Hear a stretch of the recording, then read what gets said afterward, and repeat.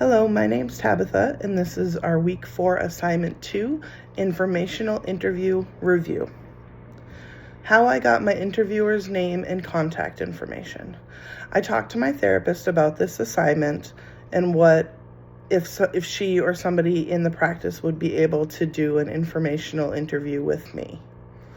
She didn't think that it would be good for her to do it because she thought it would be more helpful to work with somebody that I don't know and does not know me. Because of this, she gave me the name and contact information for another therapist within LifeStance who works with children. When I reached out to her, she was more than happy to do the informational interview. What part of the process went well? I started off by introducing myself and what I hoped to gain by this informational interview. I was able to ask her many questions, and she answered them very openly and honestly. Some of the questions I asked her were: 1, what made you go into this line of work? 2, how flexible is your work schedule? And have you thought about opening your own practice, and why? I asked her for a ballpark on current going pay rates and if she worked with insurance. I also asked how much does she work with insurance, and if she finds that many people have to pay out of pocket. This could affect your income and how much you can charge. I asked her if she was happy with her career path and how being a child therapist compared to adult therapy. She has done both. I also asked her how she prevents burnout and how emotionally taxing it is to be a therapist, and if it's harder to work with children versus adults. Some things that could have gone better is if I had prepared my questions. I knew what I wanted to talk about, but I know I missed points. I was a bit nervous, even though it was only an informational interview, so I know I could have been a little more confident. One thing that I learned was valuable is that being a therapist is very emotionally taxing when working with children or adults. It is difficult to not get attached to your clients. I also learned that many therapists see their own therapist to help them process their work.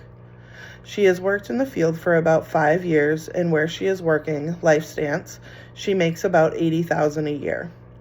I've learned that working for a company does not always allow you to have the flexible free time that I thought it would.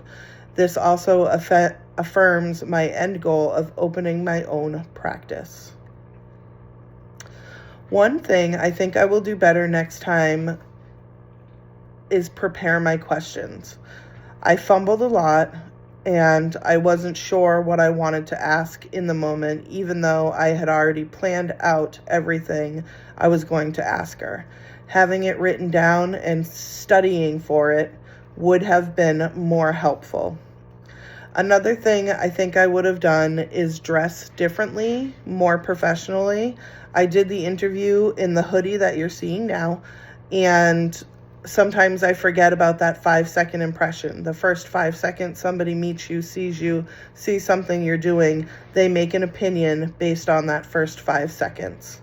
So dressing professionally would make me look better and give me a better first impression than just wearing my hoodie. I found this assignment to be very helpful. I learned a lot about being a therapist, things that I previously did not think about, especially with the burnout rate and how to take care of yourself when working with people who are struggling. I enjoyed this assignment and think that it is something that I will try to work into any future actual interviews I have, because I feel like when you are interviewing for a company, you are also interviewing that company, not just them interviewing you.